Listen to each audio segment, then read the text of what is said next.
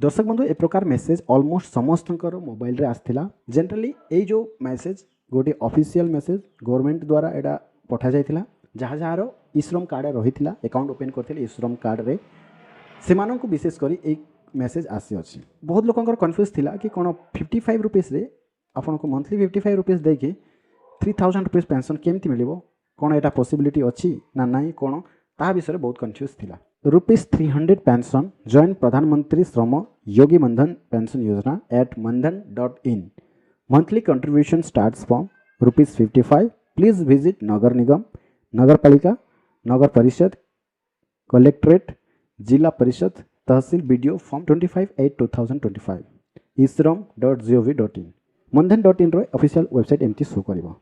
तो एक्चुअली कोन या अवेलेबल अछि कि 55 रुपीस रे 3000 रुपीस पेंशन पाई पारिबे।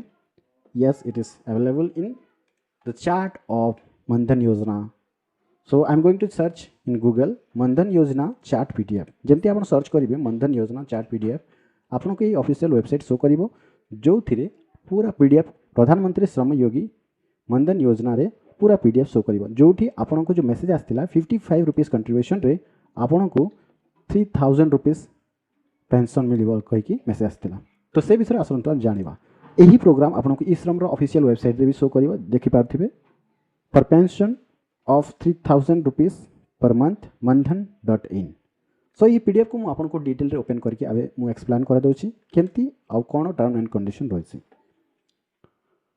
तो बेसिकली ये जो मनधन योजना रे आपण माने अप्लाई करिवे बा ए मनधन योजना रो ए पेंशन रो फायदा उठाइबा पय आपण को किछि एलिजिबिलिटी क्राइटेरिया रहिछि जेमती आपनकर मंथली इनकम 15000 रु कम रहि थिवार अछि तापरे आपनकर एज ग्रुप 18 रु 40 भितर हेथिवार अछि ता सहित they should not be covered under New Pension Scheme NPS भितर आपनकर नथिबा अछि account Employee State Insurance Corporation ESIC रे आपन नथिबार अछि आपनकर account schemes EPF Employee Provident Fund रे भी आपनकर नथिबा अछि इनकम टैक्स भी आपन भर नथिबे।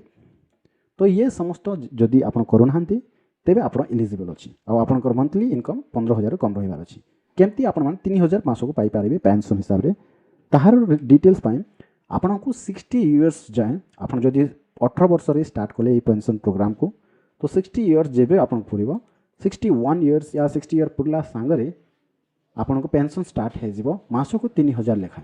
तो ता पूर्व आपन माने ए चार्ट को देखि नियंतु फॉर एग्जांपल जदि आप 18 वर्ष रे ए स्कीम अंडर रे पैसा डालिबा किंबा ए स्कीम को अप्लाई करिकि कंट्रीब्यूट करबा स्टार्ट करिवे फॉर एग्जांपल 18 वर्ष रहिछि तो आपण 55 टंका कंट्रीब्यूशन करिवे सेंट्रल गवर्नमेंट 55 देबे तो टोटल आपनकर जो कंट्रीब्यूशन रहइबो 110। तो सेमती आपनकर 25 वर्ष हे जिवो तो एमती कंट्रीब्यूशन करि आसीबे 25 वर्ष जेतेले आपनकर कंट्रीब्यूशन रहइबो तार 80 टंका देबे आपनकर कंट्रीब्यूशन पर मंथ आउ सेंट्रल गवर्नमेंट 80 देबो तो टोटल अमाउंट कंट्रीब्यूशन रहइबो 160। से प्रकार आपनको 40 वर्ष जाय आपनकर कंट्रीब्यूशन रहइबो पर मंथ आपनको 200 रुपीस करिकि कटिबो आपनको बैंक अकाउंट रे आउ कंट्रीब्यूशन रहइबो सेंट्रल गवर्नमेंट रा ताहा 200 आउ आपनकर टोटल कंट्रीब्यूशन रहइबो 400। यदि आपन माने 31 वर्ष एबे आपनकर होउची आउ आपन बाधिबा पय चाहउछथि तेबे आपनकर मंथली कंट्रीब्यूशन 110 रहइबो सेंट्रल कंट्रीब्यूशन 110 रहि देबे पुनी टोटल जो कंट्रीब्यूशन हबो 220।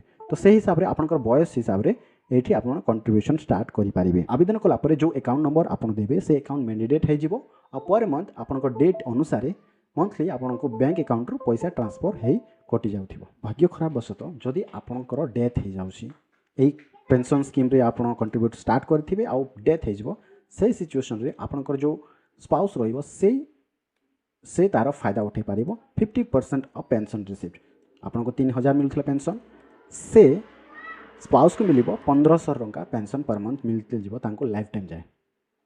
आउ जदि कंट्रीब्यूशन कल्या सांगरे जदि आपनकर कंट्रीब्यूशन 30 40 चली आउ एज 60 पूरी नै आउ आपन जदि भाग्यवशत आपन नथिबे तो से समय रे आपनकर जो स्पाउस रहइबो से कंट्रीब्यूशन को कंटिन्यू करि पारिबो आउ जेते बेले से स्पाउस 60 इयर्स हे जिवो से तांकर फायदा उठै पारिबो आउ तांकर जो पेंशन अमाउंट से भी रिसीव करिकि नहीं पारिबो। आपण जदि चाहउछंती इस ए स्कीम रे अप्लाई करिबा पय तो व्हाट्सएप नंबर कांटेक्ट करंतु मु आपन निमंत अप्लाई कर देबी। जदि आपन वीडियो पसंद लागला वीडियो को लाइक करिवे आ आपन संग साथी को ए वीडियो को जरूर शेयर करिवे अधिक इन्फॉर्मेशन पाइबा पय। वीडियो को लास्ट जान देखिथिबारु बहुत बहुत धन्यवाद।